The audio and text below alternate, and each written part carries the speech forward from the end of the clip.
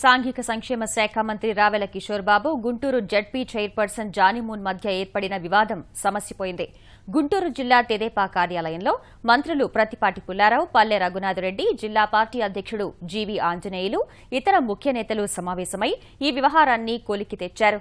వీరి సమక్షంలో మంత్రి రావెల, జడ్పీ చైర్పర్సన్ జానీమూన్ మాట్లాడుకున్నారు. పొరపుచ్చాలను తొలగించుకున్నారు. తమ మధ్య సయోధ్య కుదిరిందని, జిల్లా అభివృద్ది కోసం కలిసి పనిచేస్తామని వెల్లడించారు. ఇటువంటి సమస్యలు మళ్లీ పునరావృతం కాకుండా చేస్తానని చెప్పి మాకు భరోసా ఇవ్వడం జరిగింది మంత్రివర్యులు. అదేవిధంగా అందరు మంత్రుల సమక్షంలో జరిగింది కనుక మాకు అందరి మీద నమ్మకం ఉంది.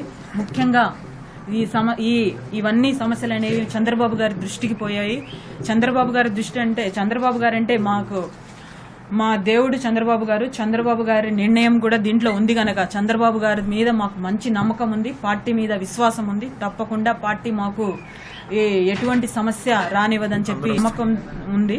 అదేవిధంగా మేము మా మంత్రివర్యులు, మా కాన్స్టిట్యున్సీ కానివ్వండి, జిల్లా డెవలప్మెంట్ కి తప్పకుండా మేమందరం కూడా కలిసి పనిచేస్తామని చెప్పి మీ అందరి ముందు తెలియజేసుకుంటూ, మీరందరూ కూడా సపోర్ట్ చేసినందుకు మీ అందరికీ ధన్యవాదాలు తెలియజేసుకుంటూ ఉన్నాను.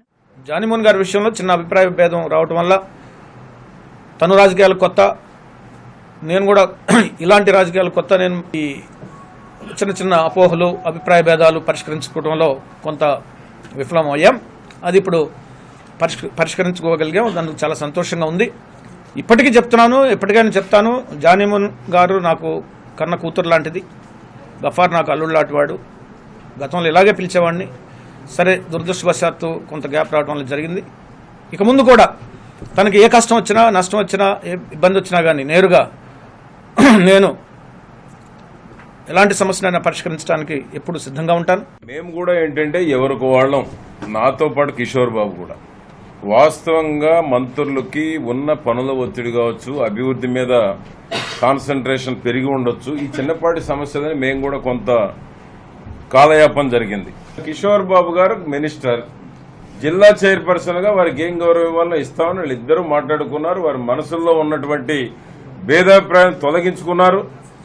దాన్ని ఇంతటితోటి మనం ఫుల్ స్టాప్ పెట్టాలి. కానీ దాన్ని ఇంకా మనం సాగదీస్తే మేము కూర్చునే దానికి వాల్యూ ఏముంటుంది?